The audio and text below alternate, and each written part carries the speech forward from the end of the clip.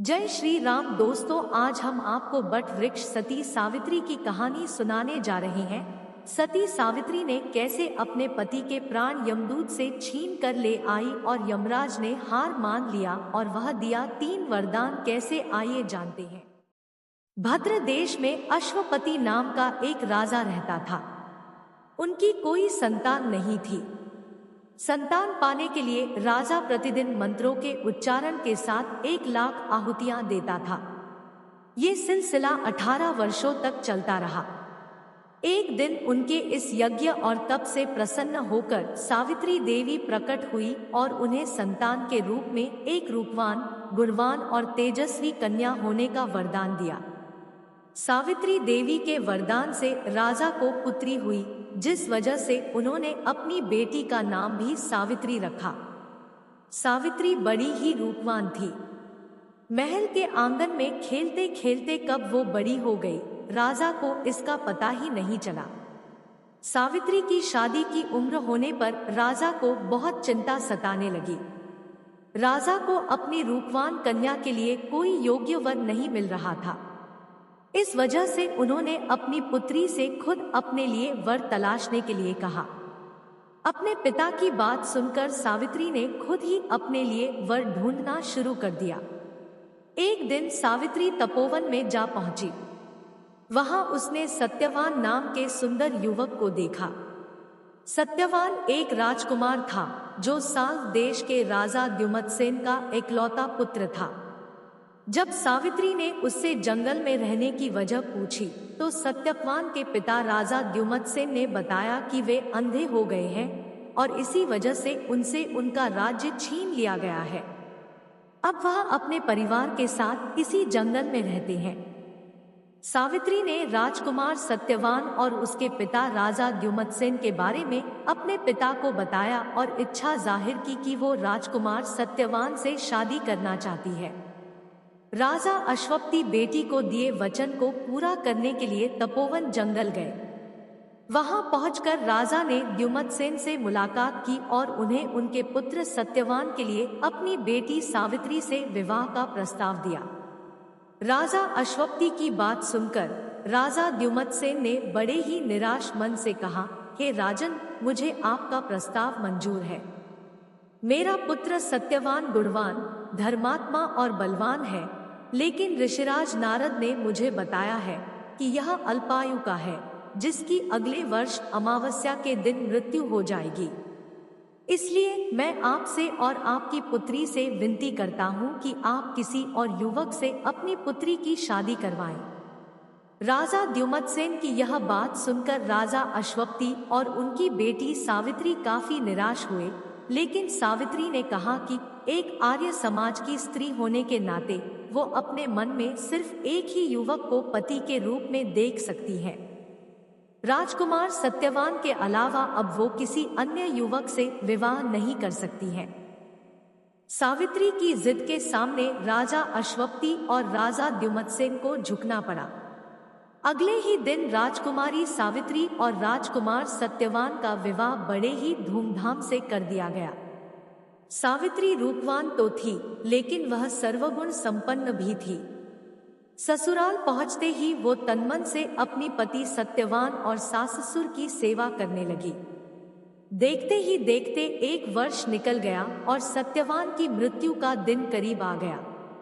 जैसे जैसे दिन कट रहे थे, सावित्री का मन उदास रहने लगा।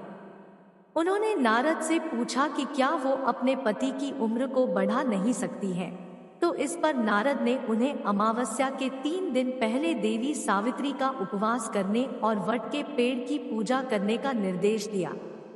नारद के बताए अनुसार सावित्री ने सत्यवान की मृत्यु वाले दिन यानी अमावस्या से 3 दिन पहले देवी सावित्री के नाम का उपवास किया और वट के पेड़ की पूजा की। साथ ही अपने पितरों का पूजन भी किया। देखते ही देखते 3 दिन भी निकल गए और अमावस्या यानी सत्यवान की मृत्यु का दिन आ गया। हर रोज की तरह अमावस्या के दिन भी सत्यवान जंगल में लकड़ी काटने गया और सावित्री भी उसके साथ गई। लकड़ी काटते समय सत्यवान ने सावित्री को बताया कि अचानक उनके सिर में तेज दर्द हो रहा है। सत्यवान की यह बात सुनते ही सावित्री समझ गई, यही उसके पति के जीवन के आखिरी पल है। वो जमीन पर एक वट के पेड़ के नीचे बैठ गई और सत्यवान का सिर अपने गोद में रखकर सहलाने लगी। अगले कुछ ही क्षण में सावित्री के सामने यमराज खड़े थे और वे सत्यवान के प्राण को अपने साथ लेकर जाने लगे। सावित्री भी यमराज के पीछे पीछे जाने लगी।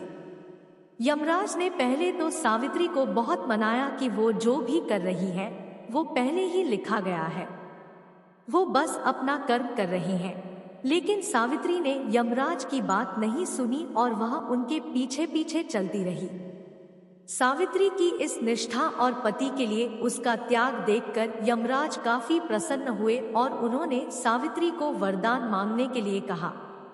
यमराज की बात सुनकर सावित्री ने कहा, हे यमराज, मेरे सास ससुर अंधे हैं, आप उनकी आंखों की रोशनी वापस करने का वरदान दीजिए।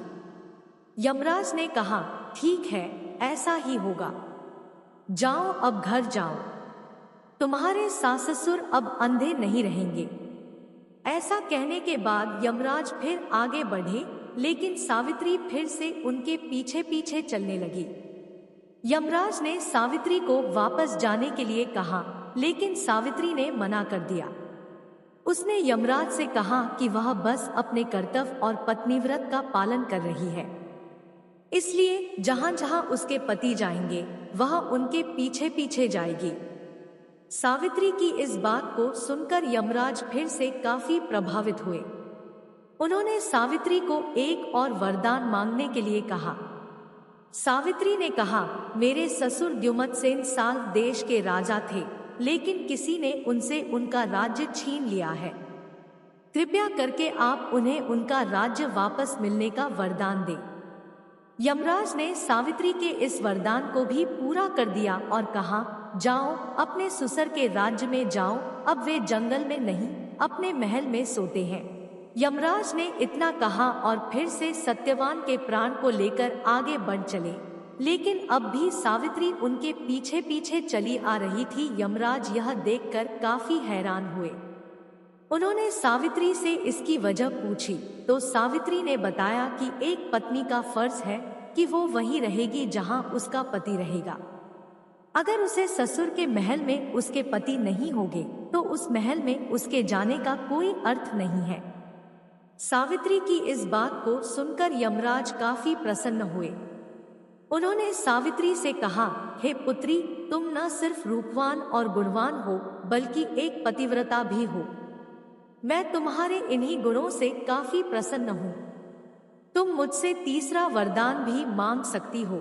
यमराज की इस बात को सुनते ही सावित्री ने कहा, हे यमराज, आप मुझे 100 संतानों की मां बनने का वरदान दें।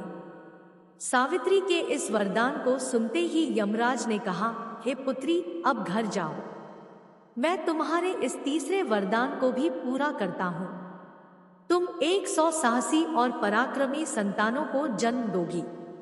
यमराज के इस वरदान को सुनकर सावित्री ने कहा, हे यमराज, मैं एक हिंदू नारी हूँ और आर्य कुल की जन्मी हूँ, इसलिए मेरे जीवन में सिर्फ एक ही पति होंगे और वो सत्यवान है। इसलिए आपको अपने वरदान के अनुसार मेरे पति सत्यवान को फिर से जीवित करना होगा। सावित्री की इस बात को सुनकर यमराज और भी ज्यादा प्रभावित हुए और उन्होंने सत्यवान के प्राण को वापस छोड़ने का वरदान दिया और सावित्री से कहा, हे पुत्री, तुम अब वापस उसी वट के पेड़ के नीचे जाओ जहां पर तुम्हारे पति का शरीर पड़ा था। मैंने सत्यवान के प्राण को छोड़ा दिए और तुम दोनों को 100 संतानों के साथ ही अखंड सौभाग्यवती होने का वरदान भी दिया है। यमराज की बातों को सुनकर सावित्री ने उनसे विदा ली और वापस उस वट के पेड़ के पास पहुंची जहां पर उसके पति का शरीर पड़ा था। जब वह सत्यवान के करीब पहुंची तो उसने देखा उसका पति वापस से जिंदा हो गया था। दोनों जल्दी जल्दी जंगल से बाहर निकले और राजा द्युमत्सेन के साथ देश पहुंचे।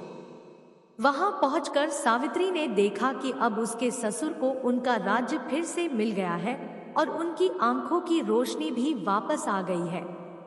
तभी से हर साल ज्येष्ठ मास की अमावस्या के दिन वट सावित्री व्रत को मनाया जाने लगा। इस दिन पूरे विधि विधान से वट के पेड़ की पूजा अर्चना की जाती है और सुहागिन महिलाएं अपने पति की लंबी उम्र की कामना करती है।